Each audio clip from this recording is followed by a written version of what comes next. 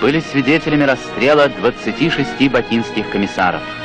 Они отдали свою жизнь на земле Туркмении за счастье трудового народа. Это было на заре советской власти. С тех пор неузнаваемо преобразился Туркменистан. Бывшая окраина царской России превратилась в одну из передовых социалистических республик. Вот нефтепромыслы Небеддага. Познакомьтесь, это Анак Клычев, сын кочевника, стал инженером-нефтяником. И не только он. В Туркменистане выросли национальные кадры специалистов, рабочих нефтяников.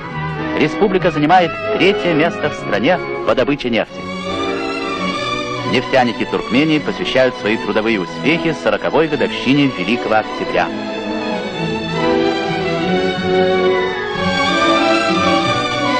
«25 лет назад здесь было царство песка и зноя. Теперь в пустыне раскинулся цветущий город Небеддак.